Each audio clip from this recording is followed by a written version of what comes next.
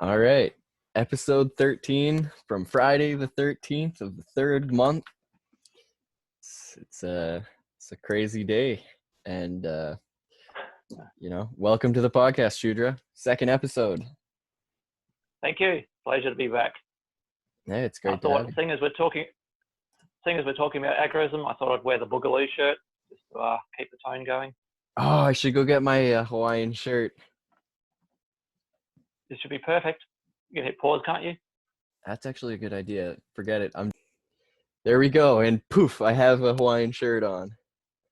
The magic of the internet. Shirts just changed into a Boogaloo wear. Yeah, we're ready because the collapse, she's coming. Yep. COVID, Boogaloo, same thing, just different lettering. Yeah, I mean, at this point, really the main conversation is whether or not the disease is just a cover for what was already going to happen. They're just trying to put a polish on it. I think they're clutching at straws. They needed a crisis. Nothing happened. Terrorists are all quiet. There's no school shooting, so they thought, stuff it. Let's just take the seasonal flu and run with it. Yeah, but this is definitely not just the seasonal flu. Depends how you tweak the numbers on the TV. Well, I mean, I'm not talking about the numbers. I'm just like if you think about it, seasonal flu happens every year, but China doesn't shut down every year. So who knows? Maybe they're shutting down for political reasons. They may have had things to do as well. Everyone's going to take advantage of it. But I don't know, man. I think that a bad bug got out. Who knows whether it got out of a lab or whether it got out of some sort of fucking, just crowded, ridiculous city. But I think that something bad is happening for sure. Yeah. Oh, I've asked the question. I noticed Alex Ardell, he's put the poll out. Do you actually know anyone who's got the coronavirus? And very few people know anyone. My aunt got the test. They were traveling in Hawaii and she came back and she got a fever and she was coughing and she called the health link and they sent some people to her house with a swab. She didn't have to go out. It's really weird. But I mean, I think she was negative. I probably shouldn't be blasting this all over the fucking internet in case it comes back and she actually has the damn thing. Yeah, well, that's the other thing. If this is a unique thing that's never happened before, what's happened to the seasonal flu? Where's that gone? Well, I'm sure it's taken the double whammy. Well, maybe. You don't think? I think it's the seasonal flu, and they're going to run with it because they got nothing else. I don't know, man. I feel like the seasonal flu is here just the same as it always was, and now we've got this crazy new strain. Well, that's what they're saying. Yeah, that is what they're saying. Yeah, I mean, who knows? We're just kind of at the beginning, like the learning curve, we're at the very bottom and it's slowly going to peak up. Yeah, and I think this is a good segue into agorism because where is all the coronavirus coming from? The mainstream media. You talk to each other, we don't know anything about it. Okay, ignoring all the panic shopping, if you talk to your friends and people in the street, they don't know anyone who's got it. So well, unless you know people in Italy, which I don't. Oh, there is that too. I feel like Europeans have a little bit more contact with it because it's already so much farther along over there. And also because they're a lot more denser population. So anything that's going to happen is going to happen quicker there, fairly quick in America, not so quick in Australia because we're a sparse population. I mean, we're not talking about deaths in Australia. We're talking about the handful of people who've contracted it. Yeah, I should probably know the stats. I think we've had some deaths in Canada, but like Australia, we're really spread out. So I doubt that it will have as many deaths. I was reading that the deaths in Italy are mostly due to the fact that Italy's just full of old people. Old people and sick people and chronic smokers. You know, also the smoking. So Yeah, somebody really has to go back and compare it to previous flus, seasonal flus, and say, is there actually a difference here, or is there not? yeah, but disease aside, the difference is, you know, they shut down factories in China for X number of Mm-hmm. days, and they're not Yep. loading freight ships. It's that's unprecedented, right? And I have to ask the question: did they need to do that for a reason? And they've come up with their reason. Yeah, that's a whole other layer of analysis, you know, whether or not it was the disease, whether it's the Chinese communists playing their game, 4D chess. Yep. If they want, it's a good way of putting sanctions on somebody is by using the disease as an excuse to not export to them. It's crazy times we live in. This is true. Right, where are we going to start? Fucking toilet paper, obviously, we got to start with. Toilet paper. Well, that yes, I was talking to someone just yesterday about. I went to the shops and things that I buy day to day that I get once a week, they're fine. They're still on the shelves. It's the stuff that I have 6 months supply of that's missing. So it's like people are playing catch up on the prep game, but they don't know how to do it. Yeah, 100%. They go for toiletries that are just going to sit on the shelf forever. Which means that when the supplies come back to normal, they're not going to be buying any because they've got 18 years worth of supplies sitting in their homes they don't know what to do with. So toilet paper is going to be very cheap for me when it comes time to do my next monthly restock. Yeah, but you're being So it's very win-win for hopeful. me. You're being very hopeful and assuming that it's just going to go back to normal. Well, they're not going to use it because you don't use toilet paper for a flu unless you're using it to wipe your nose, which that gets old very quickly Yeah, but after a they're couple not of days. using it When for it, the flu. They're just preparing for the shortage, mm-hmm. right? It doesn't, But so, the flu is so irrelevant. You just, people need toilet paper and they expect the stores to be empty. So they're getting so in there. now they've got 4 years worth. They don't need to shop for it for another 4 years, and the stocks will come back, and no one's going to be buying it because they've got 4 years worth, and I'm going to stroll in and buy it at a very cheap price. Again, we're assuming that it'll come back, you know? The toilet paper factory workers have to feed their families. Yeah, I don't know, man. I'm sure they said the same thing in Rome as it fell and was never coming back, you know. They probably were always gonna be saying the same thing. Oh, it'll come back. Just wait. You know, cue the dark ages for 1,000 years. Whoa, okay. Well, if we're going there, we've done it very suddenly. Well, I mean, I don't expect it to be the same, obviously. We have technology now that we didn't then. We know things now that we didn't then. Um, Mm. but still, it's you know, the point is we always assume that normal will just come back. But it doesn't, that's not a rule. It doesn't have to come back to normal. It might just keep going down. It's entirely possible. It could have caught us all off guard. And it could Well, be something as simple as overreacting to a flu virus that causes the next dark age. yeah, That could be the interesting. supply chain just shearing at every link over panic. But you are ready for 6 months, right? Not everybody's like you. If everybody was like you, this supply chain breakdown wouldn't have happened. Nothing would have happened. Everyone would have just, yeah, they would have looked at their toilet paper supplies and gone, no, I'm good for now, and gone about their business, and nothing would have happened. Well, plus they'd also be homesteading somewhere safe where there wouldn't be infection coming at them from every freaking angle. And I even if you have the bare minimum of 30 days supply that people like Spurco talk about, and you get quarantined for 2 weeks, it's like okay, that means I've got 2 weeks off. I've got everything I need. Everything's here. I've got 2 week holiday. I'll kick back and watch some videos, binge some Netflix. Yeah, I mean, I'm one of the people that doesn't assume that it will be a 2 week holiday. I feel like, have you seen that movie 28 Days Later? I have, yeah.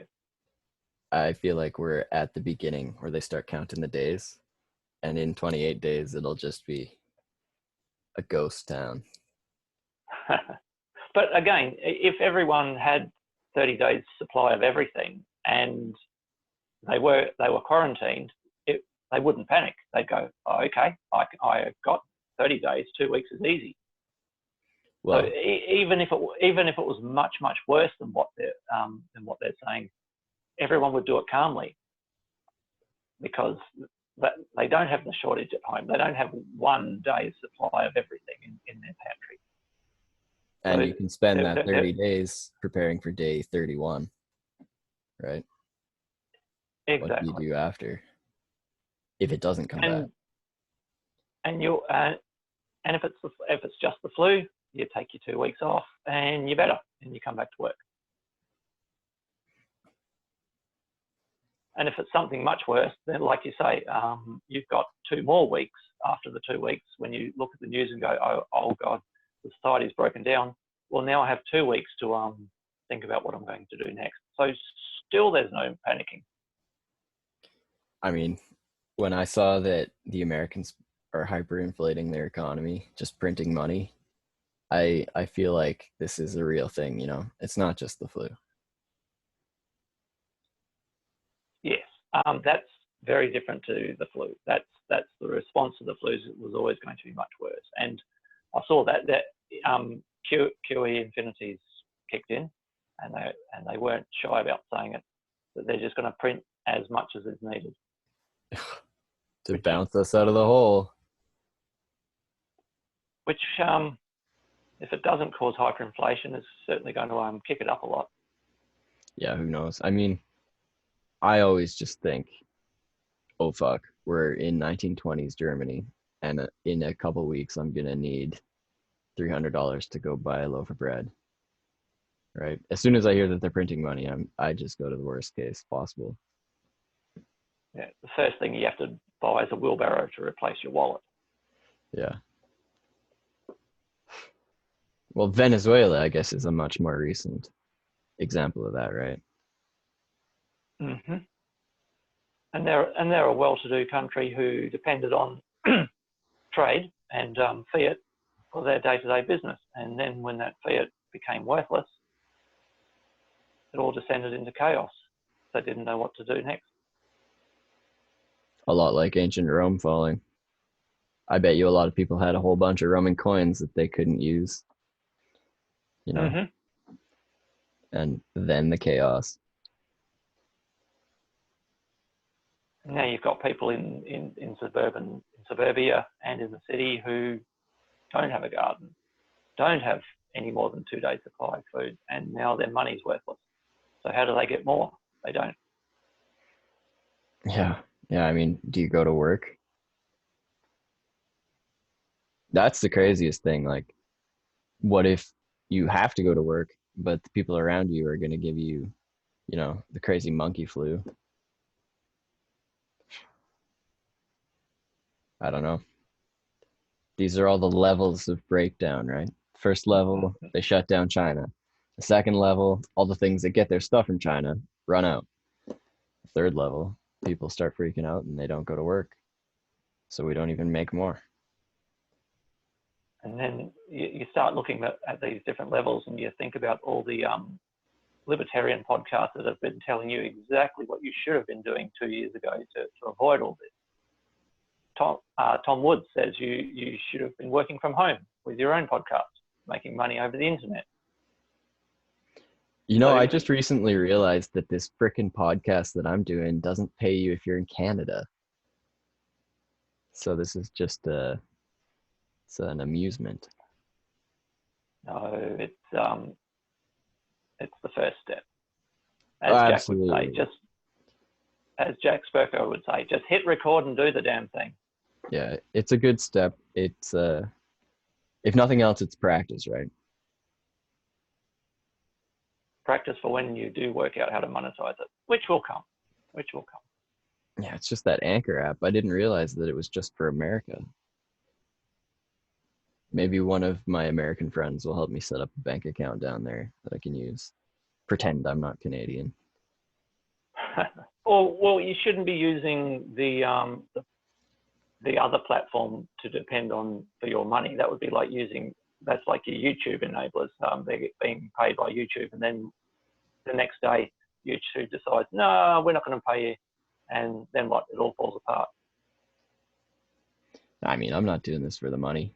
I'm just I like the topic.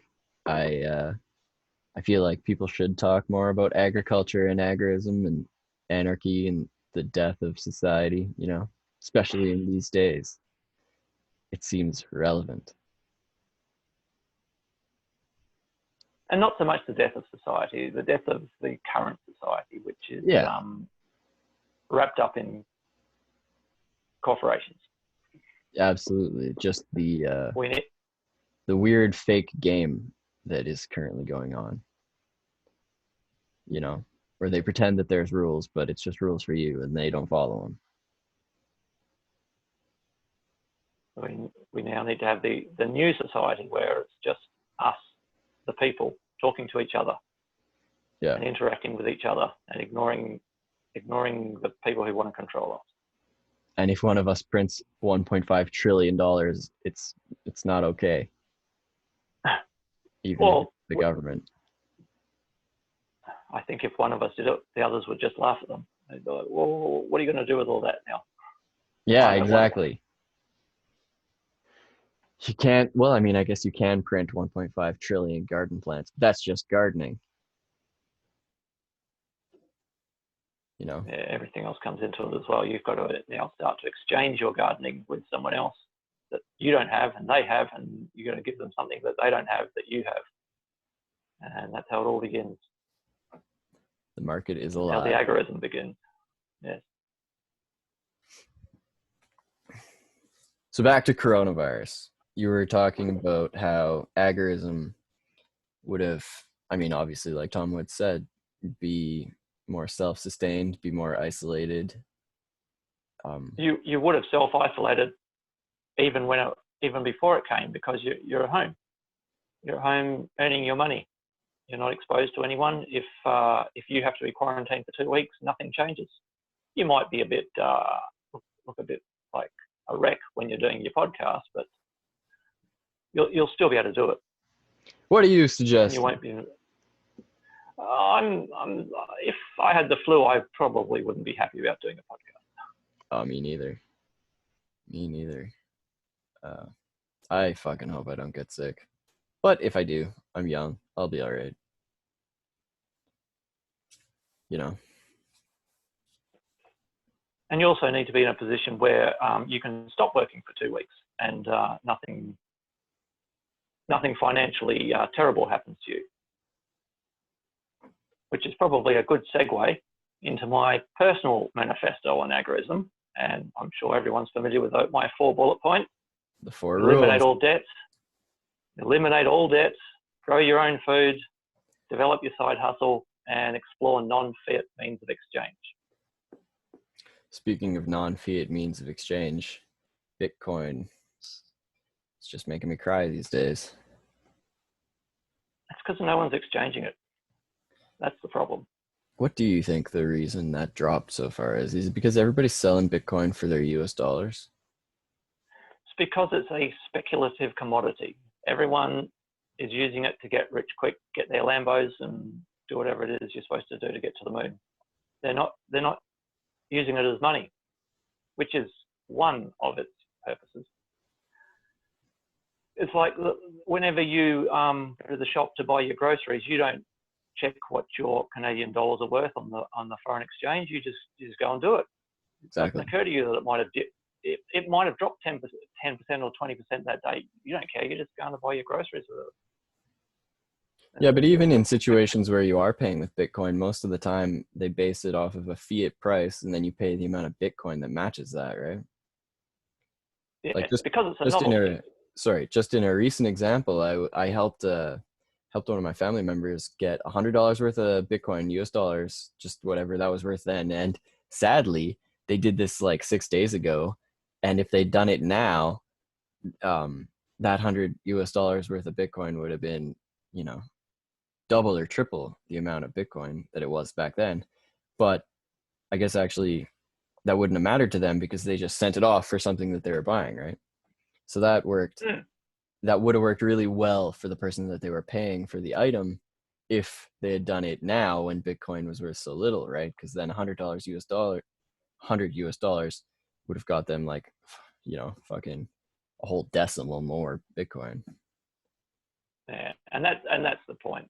People aren't using it as money. It's still a novelty. They would have been better off PayPaling whatever it was that they were trying to buy in the US dollars. They wouldn't have lost anything. Yes, Because we're but they cannot be using traced. I mean, I guess Bitcoin's pretty traced anyway.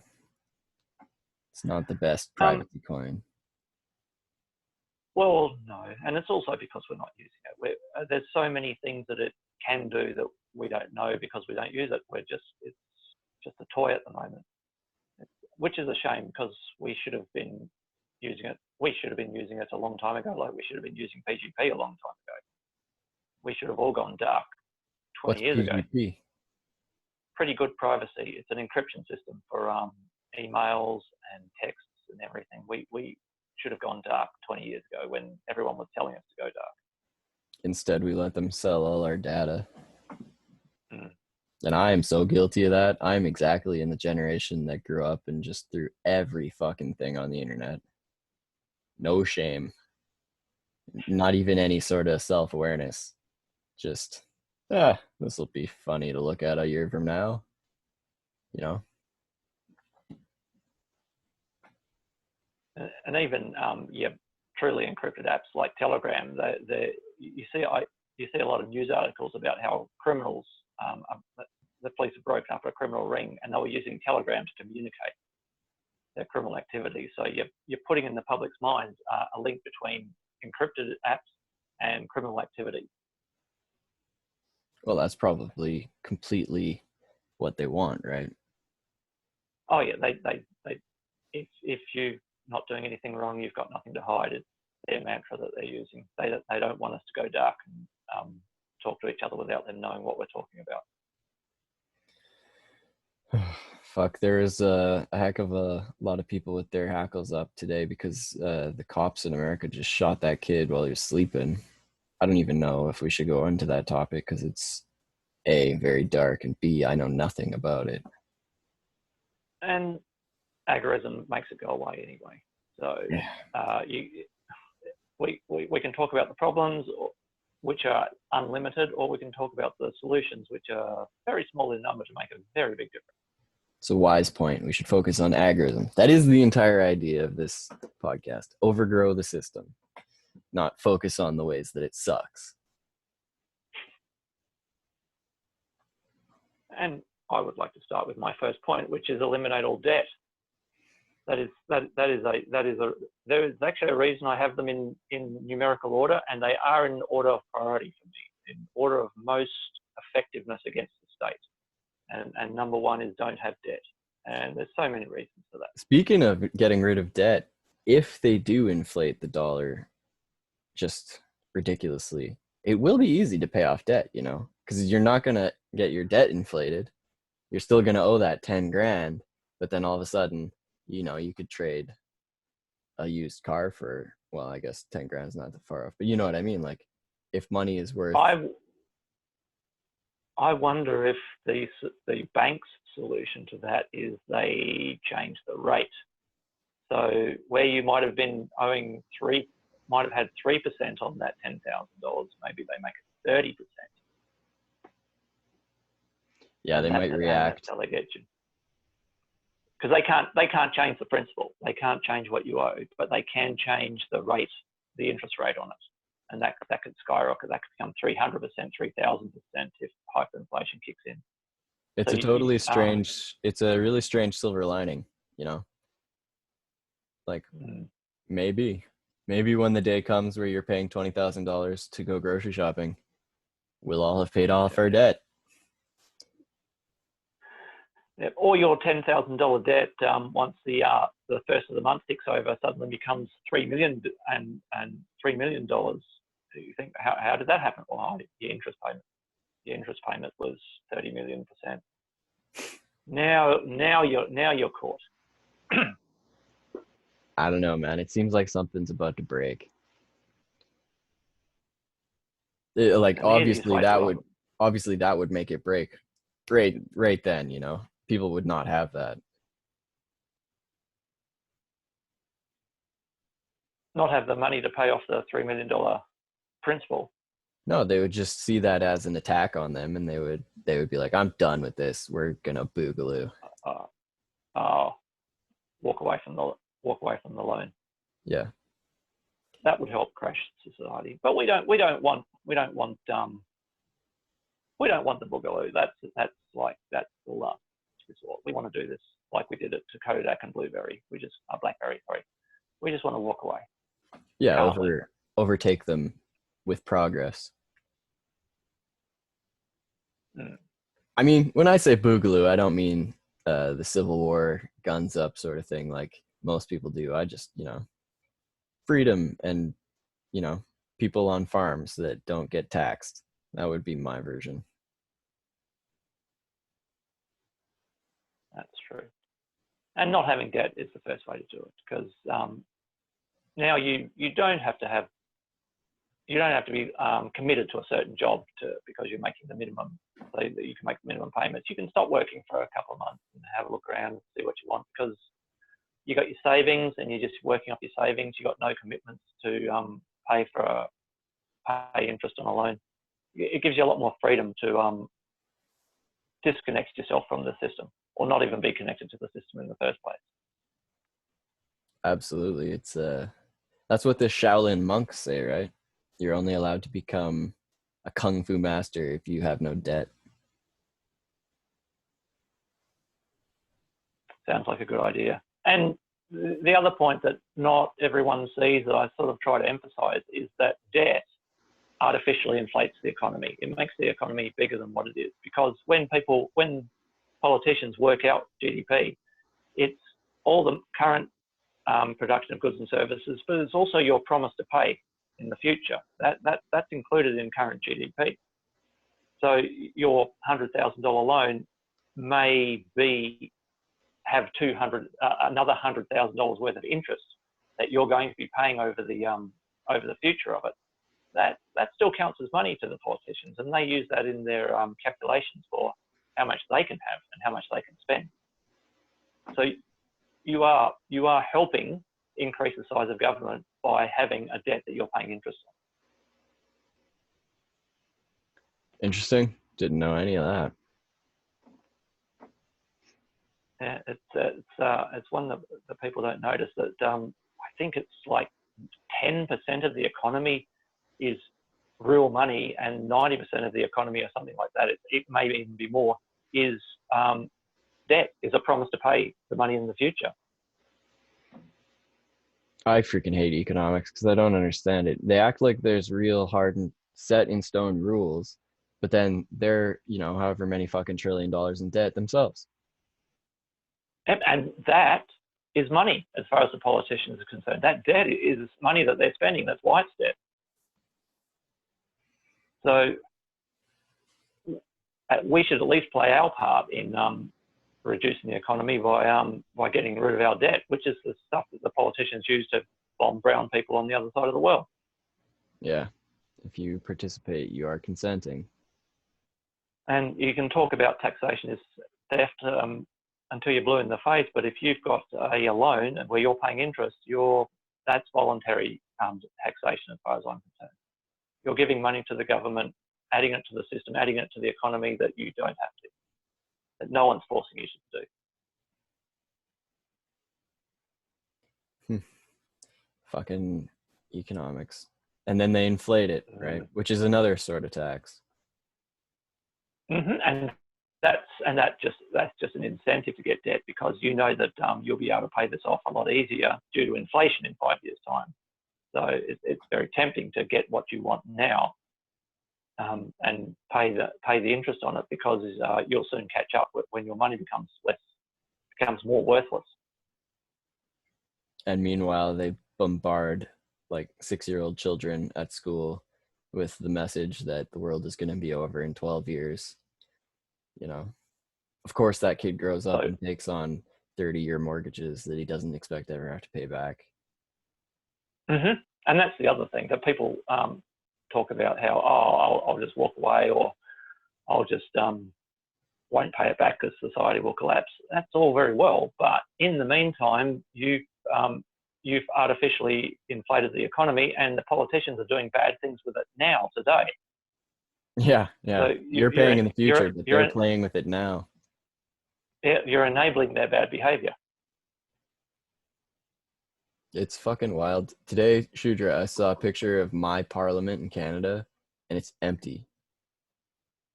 There's just nobody's going because of the coronavirus. And Which, they're on the getting one paid. hand, yeah, well, of course, they're getting paid. They wouldn't miss a paycheck. That's unheard of, But on the one hand, I'm not totally against it, right? Because it's kind of like that's what we want. Let's have no politicians doing their job. Let's have them all, you know, staying home doing nothing. Fucking pointless. Um, but then on the other hand, it's like, seriously, they're gonna go back to work and get all their money and pretend like nothing's wrong, because that's what will happen. They're just gonna keep pretending nothing's wrong. Mm-hmm. And remember, even though they're not at work, their military is at work, and their police are at work, and all their government agents, the so-called deep state, they're all at work. They're all at work, infringing on our rights and our freedoms.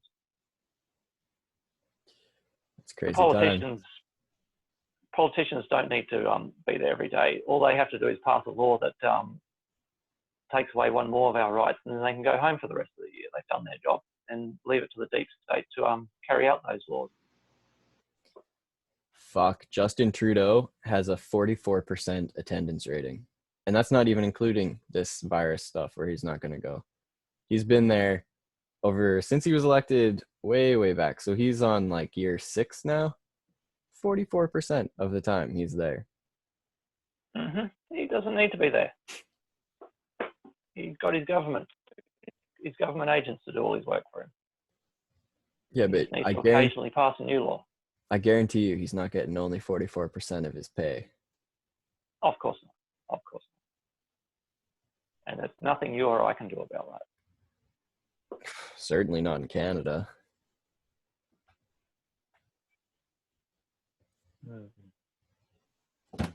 So, shall we go on to point 2? We should work on point 2 now, which is grow your own food. Have we That makes so much difference. have we wrapped off debt? I feel like there's, I mean, it's just depressing to talk about the economy. Debt is, well, and the economy exists because 90% of the economy exists because we have debt.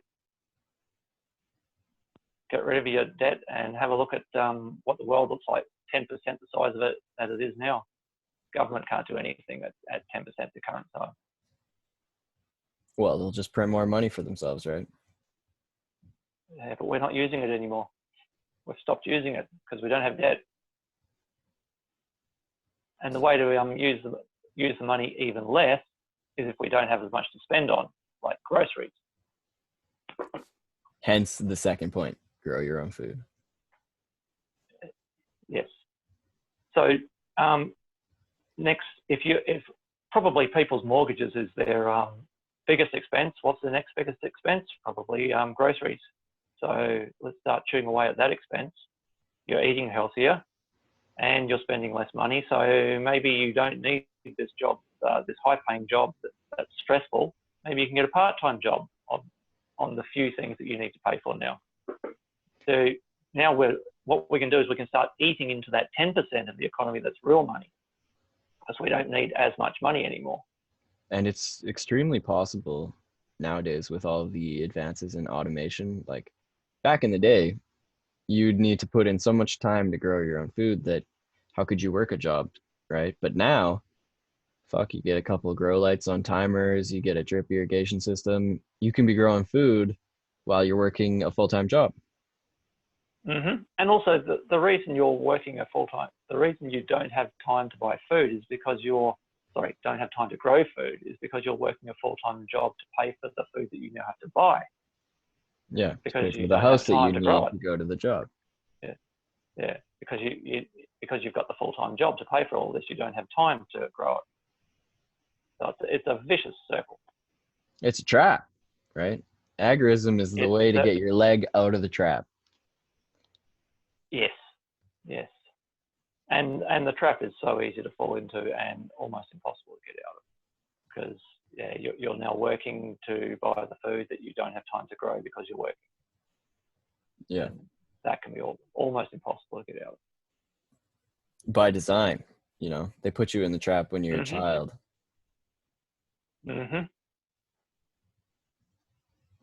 Yeah, so number 2, growing your own food because that just frees up so much more. You're healthier.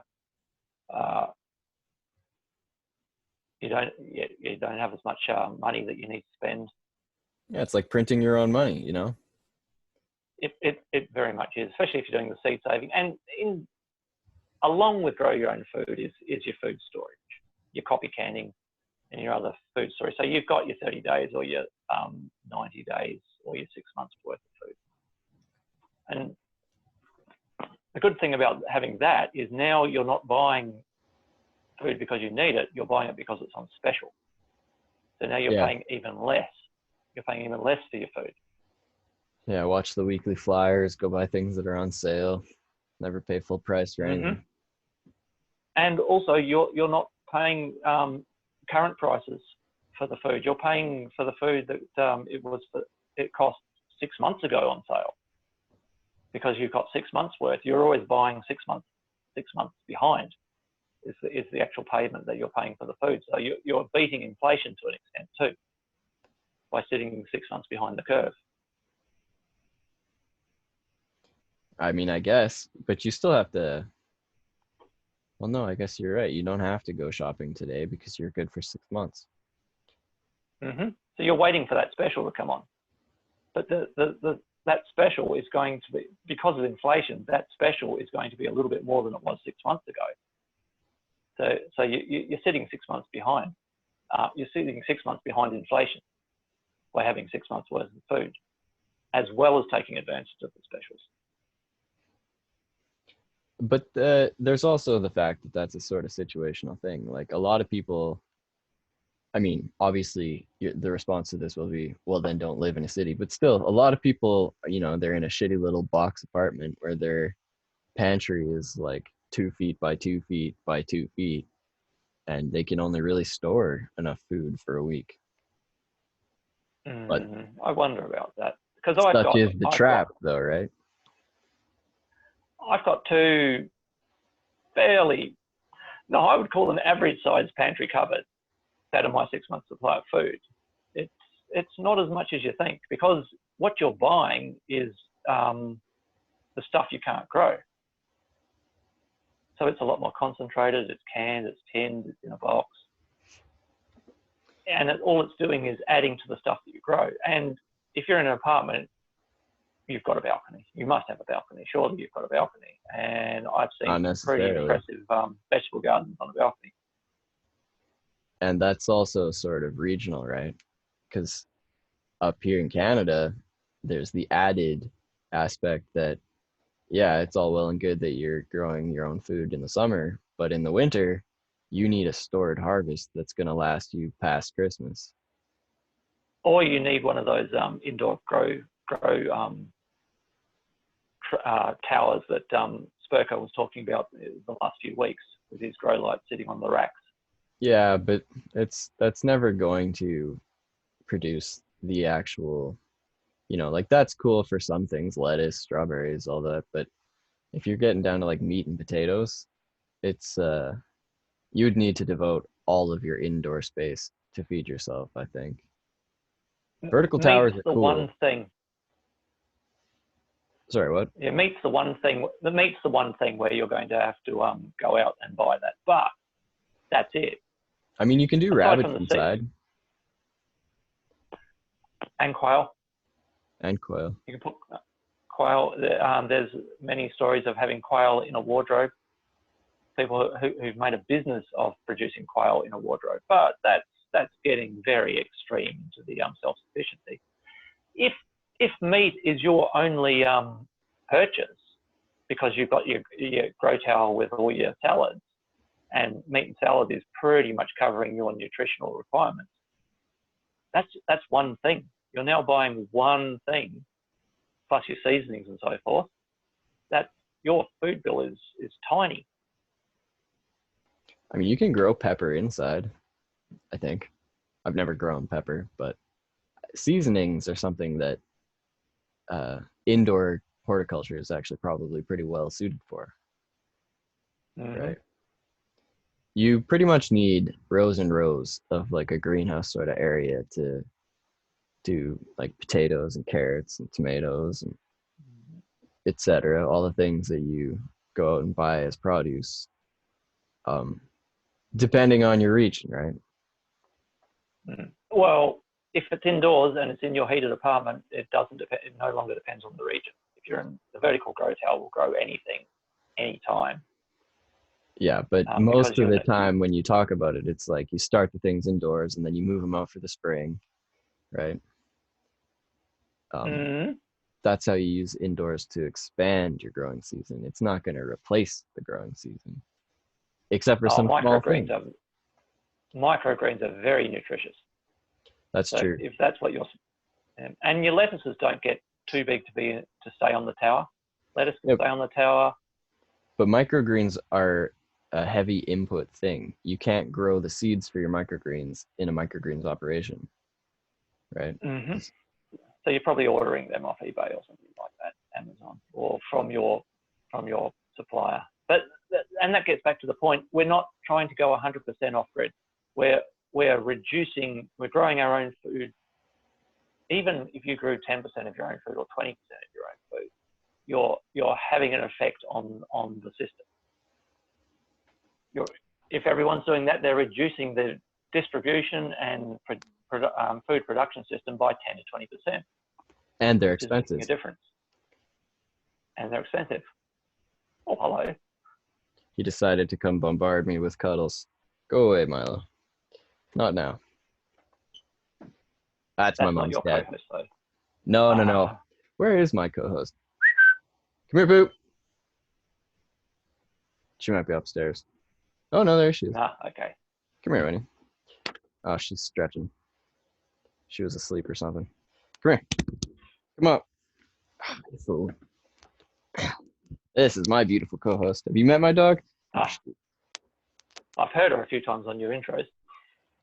She's the best. She was definitely asleep over there. She is still half asleep. You can tell. You can tell. Yeah, she wasn't listening to me. And she's not happy about being awake. She's old. She listens to me when she wants now. She's figured out the game. I get angry, but still, tomorrow I'll feed her, so she doesn't really give a shit. Crazy dog. So, getting back to the food, there's a beautiful segue into point 3, because you might find that you grow some food better than other foods, and someone else might find they grow some foods better than other foods. So why don't we just exchange our surplus with each other? Which actually, that's point 4. Explore non-fiat means of exchange. So you can exchange your microgreens with the other guy in the apartment, or the guy in the next apartment, who might have just perfect aspect with their window to grow peppers. So he's going to give you some peppers, you're going to give him some microgreens. Right. It's like way back when, one farmer would have a field that did really well for potatoes and another guy would have a really good wheat field. And so they would trade potatoes for wheat. And then, I get that.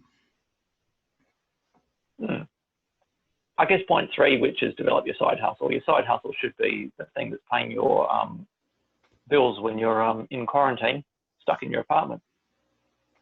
I mean, after you've tended to your vertical tower, you can sit down and do your podcast or do your affiliate marketing or whatever it is, do your copywriting, whatever it is that you do to earn a few dollars. I mean, ideally, your vertical towers are all automated, right? The only tending you do is harvest and planting, I guess. Harvest and plant, yeah. So you've done that. And instead of having to worry about how you're going to build your little side hustle up into a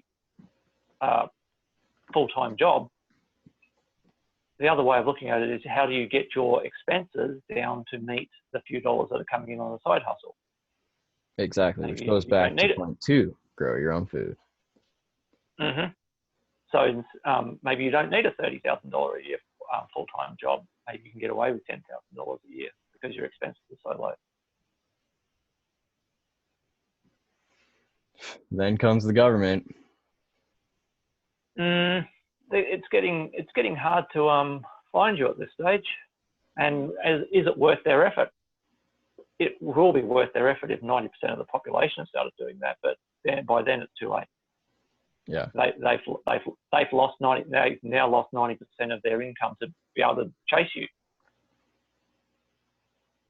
And that's actually a good point. If only a handful of people are doing this, it's not worth the government's time to do anything about it. When it hits critical mass, and it is time to do something about it, you've made a significant dent on their play money to do anything about it with. Because at what stage do they sit up and take notice when 30%, 40% of the people are doing it?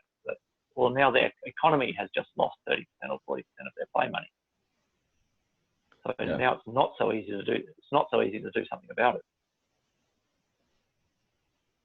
It's it's the dream, but it's something that we really got to dial in, because it's hard to convert people. They've got the wool so far over their eyes. And I think the only way to do it is to show them the profit that can be made from doing it, and the time that you will save not working a full-time job. If you can get away with a part-time job, now think of all the time you've got to do the things you want to do. That's how you're going to get them, not some idealistic thing or fight the government thing. How can they benefit? You've got to show them the actual tangible benefits to doing this. It's the only way you can win people over. I agree 100%. It can't be some sort of ideological revolution. It's got to just be, look at this. How good does this look? And then they will join. Be pragmatic. Yep. They've got to know what's in it for them, and we have to show them what's in it for them. That's my favorite thing about permaculture, because permaculture just has such obvious results. They're right in your face. You can't avoid it. Yeah, just the fact that you never seem to spend any time weeding, whereas the other person's constantly mowing their lawn, constantly pulling out weeds. They're sore from bending over pulling up the weeds, and you're never doing it. Like, eventually they're going to come over and go, "What's your secret?" And you tell them. And you don't tell them the ideological reasons. You tell them, if I do this, the weeds don't come. And so I've got more time to do something else. It's just like, you do this, and then here's your benefit. Yeah, that's very easy to understand. You just arrange it in such a way that once you get the wheel going, it keeps spinning. Positive feedback loop. Absolutely. Once they get the little bit of time freed up, now they can spend that time to free up a little bit more time, and it takes over from there. You get hooked on finding more free time instead of getting hooked into doing overtime at work. At this point, I wouldn't mind doing some overtime. I got to do something. A side hustle is nice, right? But it needs to be a side to a main. Yes, well, yes, definitely. In the beginning, yes, and it's supposed to be done under the counter cash. That's your real definition of the side hustle. Is it's not supposed to be a second job. A second job is not a side hustle. No. The side hustle has to be off the grid, off the system. I mean, I just meant in my case, I recently got into a course that they're training me, and it's like I don't qualify for EI or any of that stuff, but there's a thing that they're doing where they'll train you for it's called supply chain management. It's like a thing at the college. So I've been going to that. It's kind of, you know, it's a typical system sort of thing where they sit you down and they give you the utterly dummy version of everything and you just have to smile and nod and waste your time all day, and a week later they'll teach you how to write a resume or something, right? But Hmm. it's extremely badly timed because I'm out in public surrounded by tons and tons of people just as this coronavirus thing is going insane. It's wild. I couldn't have predicted it. I'm also very big on calling it if you have to call it anything, the coronavirus flu or the COVID-19 flu. But I want to emphasize the flu part of it because you've got two things. You've got people thinking it's something alien when it's a flu. And then you've got the people who think, oh, you're just calling it the flu because you want to downplay it, when the flu is a really bad thing. Absolutely. The There, Spanish there is flu. nothing, even seasonal flu, if you do not want to catch that. You're out of the loop for a week. I've had it twice in my life, and it's a terrible, terrible thing to have. The problem is people say they've got the flu when they've got a cold, I mean, which is I don't like know. the sniffles for 2 days. I feel like it's much more common up here because in Canada in the winter, everybody goes into the one place, Mm. right? And our immune system's down Mm-hmm. so low because there's no sun. I don't know. I've probably had the flu 100 times. Fuck. The flu or a cold? I don't know. I couldn't tell you. But fevers, that's not out of the norm. And I don't think a Mm-hmm. cold gives you that, right? No, no. Yeah. Cold is sore throat, headache, sniffles, Yeah, no, I've had the flu a whole bunch. dry. It goes around. It's a very gross cesspool of disease in the winter. Uh, Yeah. but maybe that's just a certain couple types of strains of the flu that are endemic up here, and we're all used to it, and we're all immune to a certain point. And it mutates just enough that your white blood cells aren't recognizing it the next time around. So you do catch it, but they soon do recognize it and fight it off pretty quickly. And that's the difference about COVID, right? Because it's brand new. It's a novel flu, but Yeah. it is a flu, I'm and not you're going to really die. as worried about the disease as I am about the repercussions of all of the Yes, quarantines. yes, and that's and the panic and the repercussions are happening because people are so dependent on the system. Absolutely. They're tethered. This, mm-hmm. And if they weren't, if they had no debt, if they were working from home, if they had their own garden, this would be a nothing, like it should be. It would be just another novel flu, and by novel I mean our white cells aren't recognizing it. Yeah. So we may be sick for a week or two, but unless you've got underlying health problems or you're elderly, you're not going to die. You're just going to feel like shit for 2 weeks, which is how it should be. But we're so tied to the system, and everyone's so tied into the distribution system, having to go to work, living so close together. Poor The supply diet, poor chain. health. Yeah. Um, the the fucking globalist world we live in, where 100% of us in all of I mean, North America at least, we rely on China. Mm-hmm. It's if this isn't a wake up call to have more self reliance and small chains, nothing will be. Mm-hmm. The only in a true agri society, the only thing you would rely on China for is to get your new Arduino chip that you want to use to automate your new vertical grow tower. And if the factory that produces the Arduino chip is shut down because of a local flu, that's in the area, well, you don't get your Arduino chip, and that's the total effect that it has on you. I Now mean, at the moment, ideally, we'd have that here. There's no reason one sort of area should be better at a certain thing. It might be cheaper, it might be easier to make it there, access to local materials, but that's okay. You don't need that Arduino chip to survive. You just would like to have it because you're going to expand your grow tower. So it's not the end of the world because there's a flu epidemic in China. You just don't get your Arduino chip that week. You might get it in 6 months' time, or you might have to pay a bit more to get it from Canada or Italy because they do make it, but it's a bit more expensive because it's not as easy to make. So that's how it should be. Ideally, there would be no monopolies like that where one country runs the show in certain areas. There wouldn't be a monopoly, but there would be that one company that you want to get your widget from because they do it cheaper or better.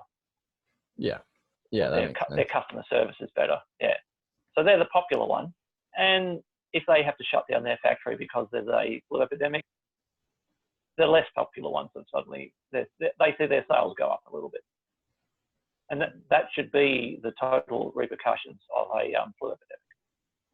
Little blips here and there. Some people their profits go down. Some people their profits go up because they're now selling their less popular widgets. And instead, we live in a world where one thing goes down, and it's like, a house of cards. Everything's connected. Take out the base. Yep. Everything else is dependent upon it. So at the moment, aside from the fact that I could catch the flu tomorrow, it's not affecting me. Absolutely nothing about it has affected me so far because I have the things that are missing from the shelves. I have 6 months supply. Well, except for the price of Bitcoin going so low. And if you were purely exchanging Bitcoin with the people that you deal with, you wouldn't notice that because what's it going low compared to? It's going low compared to fiat because it's not standing on its own legs yet. That's true. If you're trading one Bitcoin for something, it doesn't matter what it's worth in fiat. Because what's the Canadian dollar worth? You have to compare it to another currency to answer that question. If you were purely dealing with, if your dealings were all purely in Canadian currency, that question would be nonsensical. What's it worth? It's worth what I'm prepared to pay. Yeah, it's worth what it can buy, right? Yeah, that is what its value is. Comparing it to the US dollar is only means anything when your economy is attached to the US dollar. And at the moment, people are only buying, 90% of people are buying Bitcoin because they're trying to make money on it in US dollars. So yes, it's tied to the US dollar and it floats up and down according to the US dollar. Whereas it should be its own thing and it shouldn't matter, nothing else should matter except how much Bitcoin do I need to pay for this widget? That should be all that matters. Well, yeah, but that leads to the question, how do you get that Bitcoin? Your side hustle you should be getting paid in Bitcoin.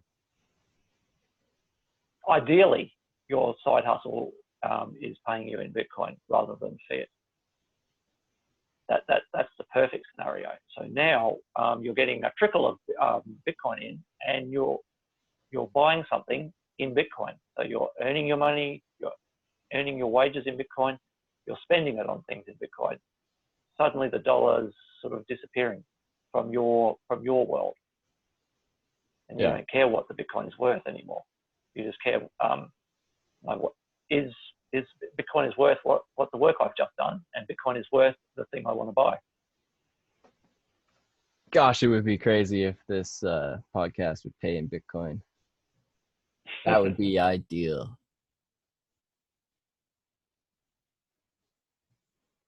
Yes, that's true. Assuming but even the Bitcoin doesn't keep going down to zero. Because what happens when it hits zero? Does But it just not exist anymore? zero compared to what?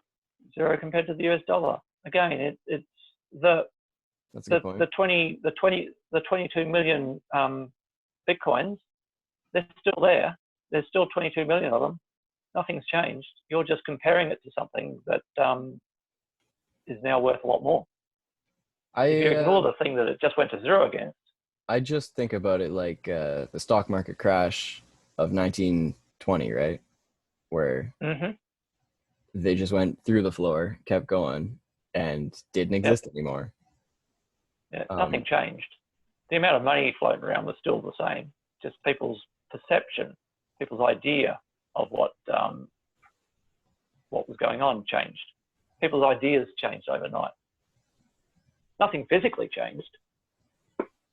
Yeah, I guess there wasn't. It's not like we didn't produce as much. There was the same crops coming off the fields, the same amount coming out of the mines. There was still the same number of dollar notes, just that somebody's belief in what someone's company was worth changed.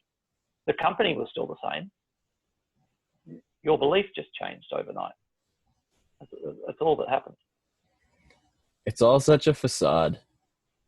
Mm-hmm. Yeah. It is.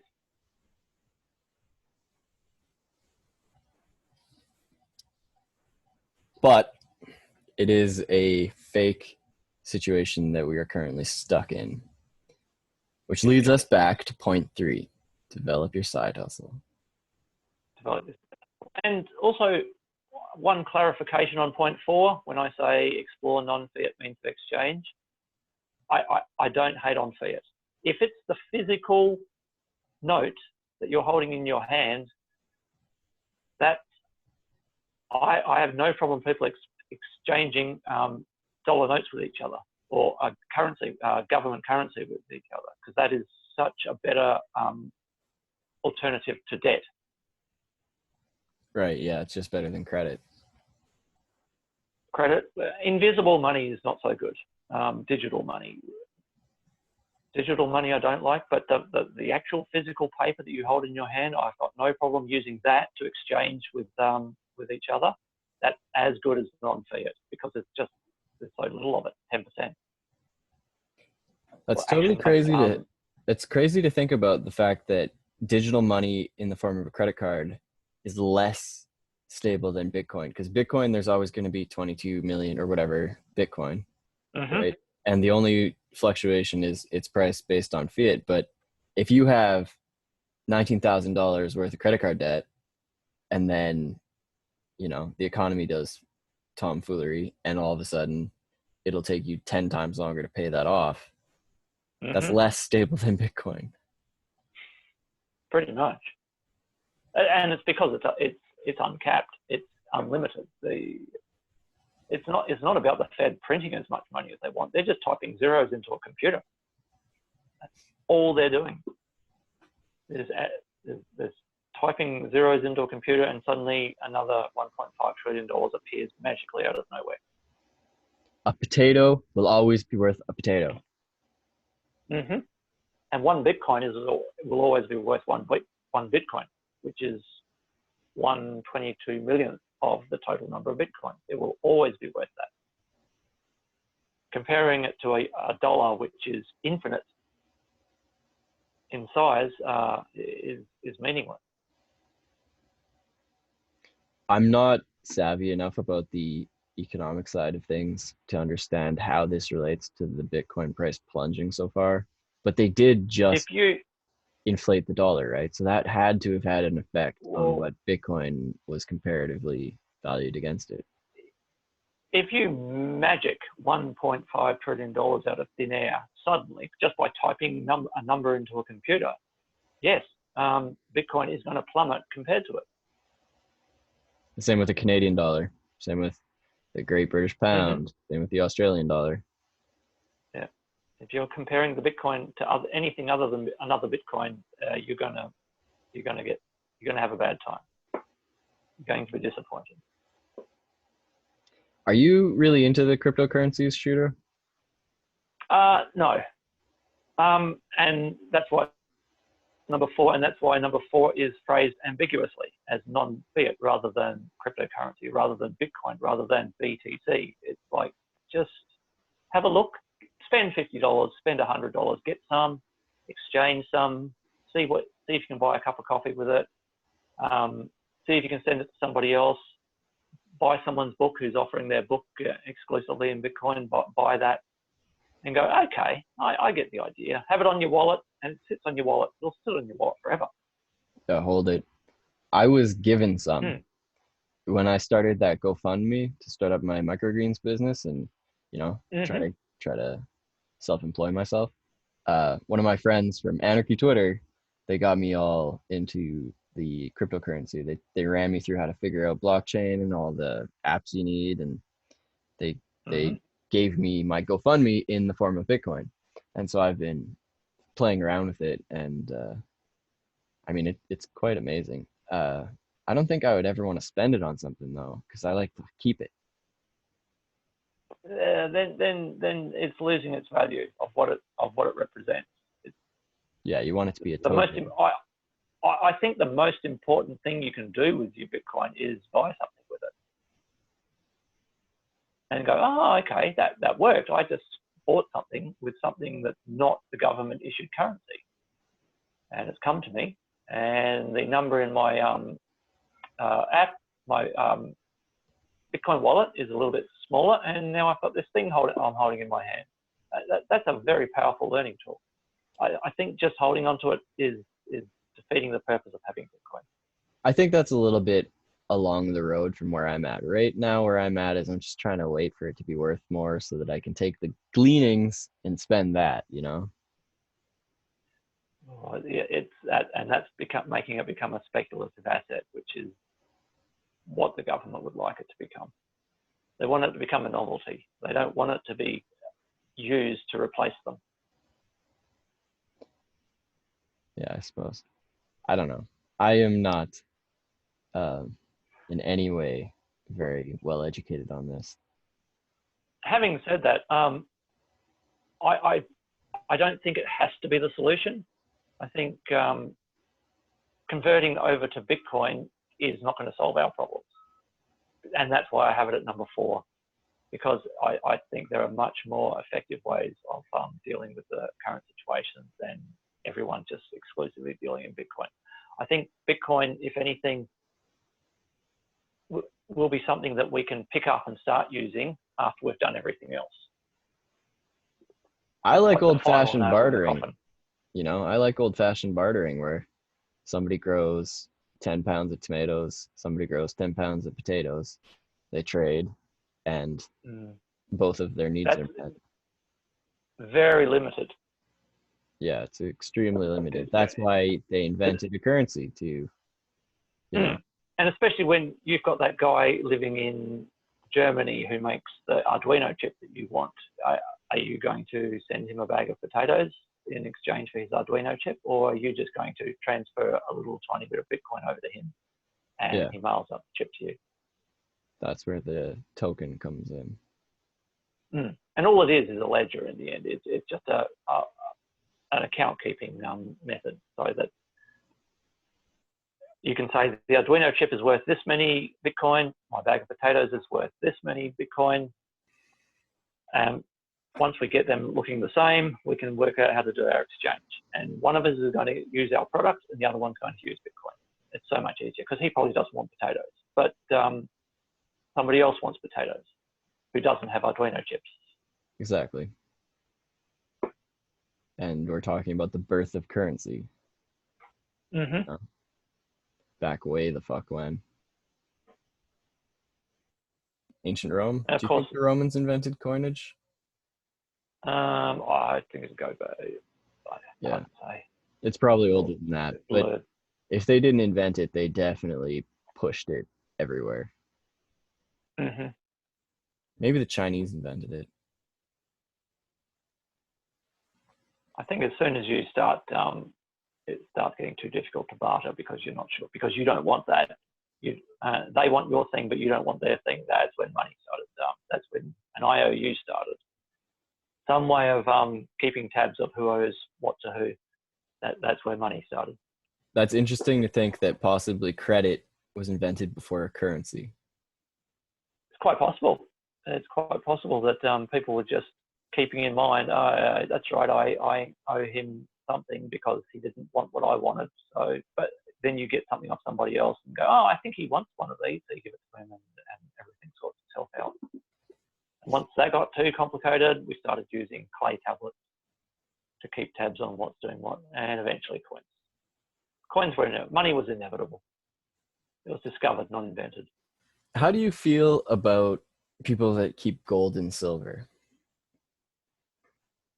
I do it. I keep silver. I don't keep gold because that's a rich person's metal, but I keep silver Nice. because it couldn't hurt. Yeah, can't hurt. Hey? It will always be worth. It'll always be worth something. As Jack said, 5 to 10%. Nothing more. Don't go crazy. Just buy a bar every now and then. I like the idea that that precious metal is antibacterial. You know, it has so many properties that are above its monetary value, like copper. Mm-hmm. Um, that seems important, you know. Yeah, copper, silver, and gold are all antibacterial, and they're all our units of currency. Is gold too? I've heard this. I don't know whether it is. It's probably progressively less so because copper, silver, and gold are linked chemically. They're linked together. I think they're directly above each other in the periodic table.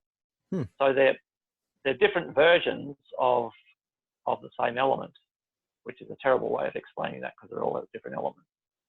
No, I kind of get what Also, you're saying. They're very similar. They have aspects that are similar because they their come from a chemical similar area. their chemical properties are similar. And silver is 10 times more abundant than gold, and copper is 10 times more abundant than silver. And also their densities work in the same ratios as well. Right. So Gold is 10 times more dense than silver, and silver is 10 times more than copper. Not sure if it's 10 times, but it'll be in some ratio that's very proportionate to their abundance. That's And very they happen to interesting. be our three currencies. Just so happen, hey? Mm-hmm. Well, I mean, there was something in there are currencies, but like, you know, the Indians used to use shiny seashells. So it's not currency for everybody, but it is interesting that those three metals turned into the ones that we decided to be valuable. Yes. And yeah, they are linked in a lot of different ways. I kind of want to start my side hustle where I go and I salvage old like electric motors and I unwind all the copper and I melt it down and I create copper bars. I've seen a bunch of YouTube videos of guys that do that and it just looks extremely appealing. You know, I wonder if there's not better money to be made rewiring the electric motors so that they work better or work different or perform a different task. they're repurposing junk. them. They're junk. You just melt them down for aluminum and copper, and you probably get so much more out of them. So what is it about those motors that makes them junk? That makes them not work anymore? Well, they're in a pile at the dump. You know, they're outdated. Their epoxy linings around all their wiring is cracked. It's just. Okay. I don't know. That was just the first example because I watched a video of a guy that went and dumpster dove and found a whole bunch of old. I think there were. I don't actually know what kind of motor they were, but they were little electric motors or like car alternators or just anything with that kind of metal in it. And then you use your smelter and you smelt it down, you pour it into your little ingot casts, and then you get this beautiful little stockpile of precious metals. Seems to me that the copper that's wired onto that motor that doesn't work anymore is perfect. It's the perfect size, shape, diameter for wiring for a motor. So perhaps unwind it onto another spool and use it to make a better motor that doesn't have the cracked epoxy and the cracked casing and so forth. the finished copper wire product would be more valuable than the ingot because Yeah, it's had work perhaps, done to it. but only if people want to buy a motor that you've made. Oh no, just a spool of wire. So you're undoing the wire onto a spool that's the perfect diameter for a motor wiring because it came off a motor wire. That's instead of selling a primary product, which is The source the material, ingot, yeah. yeah, you're selling a secondary product, which is the wiring, the wire for it. I don't And know. so Nobody reuses wire, so there must be a reason for it. I bet you it gets brittle or mm, something. But then I guess you could just anneal it again. But yeah, and it seems a shame to ruin that perfect diameter copper wire. wire's easy to make. Someone's going to have, yeah, but more work has to be done to turn that ingot, which was wire, back if that's what the person wants to do when you've got perfectly good wire, annealed wire sitting on your spool. I don't know, Shudra. I definitely just want to have a hoard of ingots of copper and aluminum and whatever sort of other metal I can Okay. get, you know, I stockpiled like the for the idea. end of days. I think I'd prefer to have a stockpile of wire on spools, and if somebody wants an ingot, give me 2 hours and I'll turn this wire spool into an ingot for you. I'll sell you your ingot. Well, No maybe problem. I'll get clever and I'll build myself a little wire extruder because they're really simple. Mm-hmm. You know, you just get a little hole and you pull the metal through it and it stretches it into a wire. Um, but you're probably right. That's probably a fair point. I hope you're not. I hope you're not melting down that wire into an ingot before you put it into the wire extruder. Of course you would. How else would you, you know, Okay. source your beginning materials? True. True. I hear you. I hear you. And I mean, the aluminum motor housing is a better example because that's only useful as that motor housing. So if you melt it down into ingots, then you can recast it. Oh, I can see how the motor housing would be made obsolete. I'm less clear on how that diameter wire would become obsolete. It just needs a new aluminium housing. Yeah, you're not wrong. But there's a heck of a lot of other things you could use copper for. I would be making it into like, you know, copper utensils, copper light switches, copper everything, Oh copper yes, doorknobs. And you can't use wire for that. copper fixtures is a good thing. Yeah, I do agree with that. Yeah. I think of it more like a blacksmithing material, right? Stuff that you can use as a raw material rather than just what it came to you as. Mm-hmm. And yeah, definitely. Yeah, I would buy copper fixtures. And Right? if you're going around salvaging copper and turning it into light switches and knives and forks and spoons and whatever, that is a side hustle. Absolutely. Especially with That the is price of that copper is something. so high, Mm-hmm. right? That's the whole And idea. and the people who are stripping copper are just selling the copper. They're taking it into a scrap merchant who's throwing it on the scale and selling them that scrap copper. Yeah, but that's just the So middleman. And then that middleman yeah, sends it to someone that melts it down. yeah, which is you. Well, ideally, Okay. I'm all of the stages.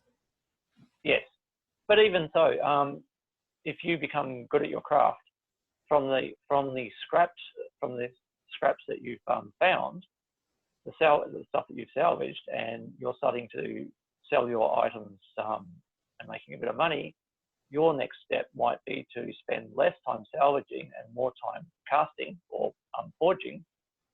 Now you're going to buy it from the scrap merchant. I'm not gonna lie to you, You are Sugar. going This all originates from my pie in the sky goal of casting my own cannon. to. Okay, I would do that with the profits. I wouldn't Yeah, do it as an as an initial thing? Oh, I'm certainly not going to start with that because that's actually quite intimidating because that means you have to turn that copper into bronze by mixing it with a bunch of alloy stuff. And that alloy stuff is gonna you need like respirators and it's just very Yeah. scary. It's next level. But Takes a I lot think, of research. salvaging some copper, making a nice copper ornament or fixture or something, selling that, and continue to do that until you don't have time to make as much as you could or as much as you'd like because you're too busy salvaging. Now you introduce a middleman, Yeah. and that's Scaling. the purpose of introducing the middleman, is so that you can scale to the next step and spend your salvage time doing more copper work. I don't know. And that's the perfect side hustle. The perfect side hustle has a lot of friends, right? You want to be doing more than one. Yes, yes. Unless yours works, and you might decide to only sell your copper stuff for Bitcoin. And then when it's time to scale, you find yourself a copper merchant who is happy to accept Bitcoin, and you've done it, you've nailed it. You're getting your wages in Bitcoin, and you're doing your spending for your raw materials in Bitcoin, and that's perfect. And that's whether or not you've got a job for fiat currency, because you're always going to have your grocery expenses that are going to be in fiat, unfortunately. Not always. Unless I lived in Australia, no. That's a pipe dream, living somewhere you can grow food outside all year round. Well, there is that, but Bitcoin is we're like the dark ages here for Bitcoin, so it's give and take. Sorry, what do you mean? We've gone backwards with Bitcoin. 2017, 2018 was like the peak for Bitcoin in Australia. Every second restaurant was taking it. All coffee shops were taking it. There were ATMs everywhere. And then 2018, 2019, it just sort of petered away. The novelty wore off. People didn't want to... Or the establishment attacked it and defeated it. People decided, no, I want to hodl this. I don't want to spend it. Oh, and so me. Well, no, I think it was there were active agents encouraging people to stop spending it and to start hodling it, because that devalues its purpose. It is pretty funny to think that way back in the day, people were spending Bitcoin on Silk Road for hash and weed and, harder drugs. But it's just hilarious to me to think that somebody might have traded Bitcoin that's currently worth I guess not today, but by standard prices for the last month, fucking, $14,000 of Bitcoin. And they spent 10 Bitcoins for a gram of hash. That is truly wild. They were doing it right. That's the problem. They were doing it right. We're doing it wrong. They had the right idea. It just needed to take off from there, and the government smashed it and made an example of one of the people involved, and everyone else went, okay, I'm not going to do that. I don't want that to happen to me. Yeah, that poor guy. And they killed it. But from the government's point of view, they did that right. They did that as well as you could do it. That thing was a threat, and they smashed it, and they destroyed the threat. Which brings us back to a very common theme on this show, which is that the government is the enemy of everyone. Mm-hmm. Except for the government. And we can't fight them. We can only starve them. Yeah. Because they are an organisation that specialises in violence. Violence is not the answer, because they love that shit. And they're also a coercive parasite. Mm-hmm. You can't fight a tapeworm. It's just in you. Mm-hmm. And you can't fight something that loves violence, that only knows violence. You don't use violence against that. You starve that. You starve a parasite. You starve the government. Starve the beast. Bring it down. It's doing a pretty good job of bringing itself down these days. Unless that's part of the plan. Yeah, who knows? This is That's their this, 4D chess. this is a good all of what's happening now is a good excuse for them to just take over everything, nationalize everything, and make sure this mistake never happens again. That's the scary part, right? Mm.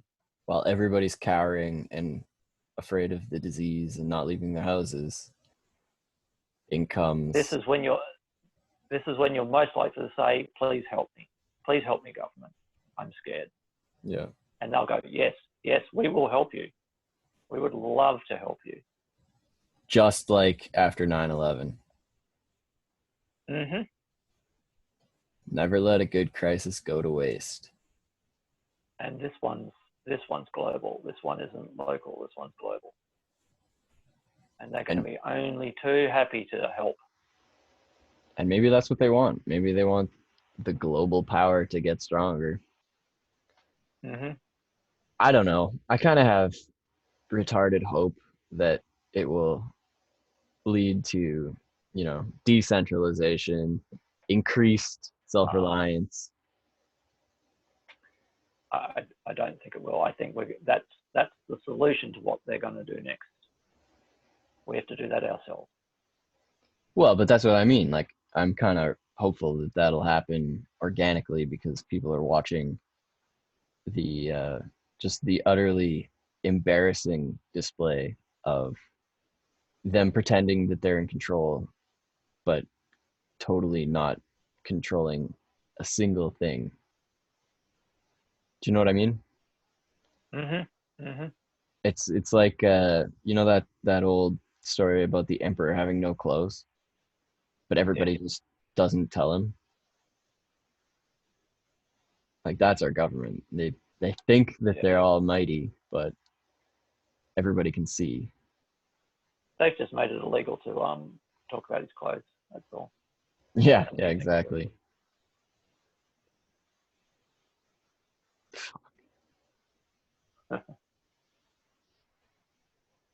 It's a crazy time we On live that, in, Shudra. on that note, it's probably time to tend to the garden.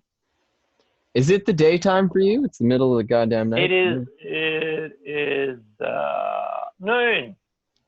It is noon for me now. That's wild. Time to do tend to my fish, tend to my garden, tend to my chickens, It's do 10 all p.m. my here. agro stuff. Oh, daylight savings has started. Yes, it's now 10 hours instead of 9 hours. Okay, that makes sense. Yeah, it flicked on me. Well, it was good talking to you. It was very Yep. depressing, but we knew it was going to be. Yeah. Oh, of course, of course. um, uh, you know, I think have we covered some good things. have fun doing your agorism thing. You're an inspiration to us all. Thank you. I try my best. Hey, it's obviously working for you, and you're a good example. Hopefully, I'm an effective example. Later, Shudra.